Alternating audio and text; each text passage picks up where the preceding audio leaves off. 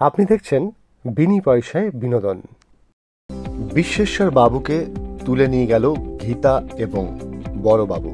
এই মুহূর্তে বিশ্বেশ্বর বাবু রয়েছেন বড়বাবু আর গীতা তান্ডারে। সেখানে তারা নানা রকম তাদের প্রশ্ন করছে।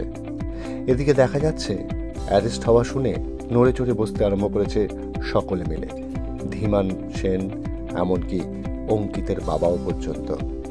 কারণ প্রত্যেকের সাথে জড়িয়ে রয়েছে। কৃপান আর ভজন চলে গেছে অগ্নিজিৎ মুখার্জির বাড়িতে। সেখানে গিয়ে ভজন মেহেককে বলে গীতার সাথে ফোন করে কথা বলতে, এবং গীতাকে যেন বলা হয় সে যেন কোনো প্রবলেম না করে এই বিয়েতে, একমাত্র তোমার কথাই গীতা শুনবে।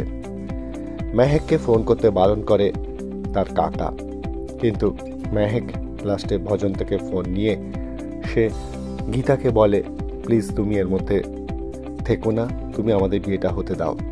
গীতা সমস্ত কিছু শোনে। তারপরে দেখা যায় যখন বড়বাবু আর গীতা মিলে বিশ্বেশ্বর বাবুকে ক্রস করছে, ঠিক সেই সময় একটি ফোন বেজে ওঠে বিশ্বেশ্বর বাবুর, এবং বিশ্বেশ্বর বাবুর ফোনে দেখা যায় অপর প্রান্তে রয়েছে অগ্নিজিৎ মুখার্জি। যে আপনি বিয়েতে আসছেন তো? চুপ করে থাকে বিশ্বেশ্বর বাবু এবং বারবার বলতে থাকে অগ্নিজিৎ মুখার্জি আপনি কথা বলছেন না কেন? লাস্টে বিশ্বেশ্বর বাবু বলে আমি একটা কাজে রয়েছি।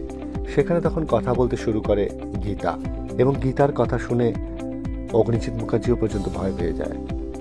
এবার কি কে উঠে বেরিয়ে আসবে জানতে দেখতে থাকুন বিনি পয়সায় বিনোদন।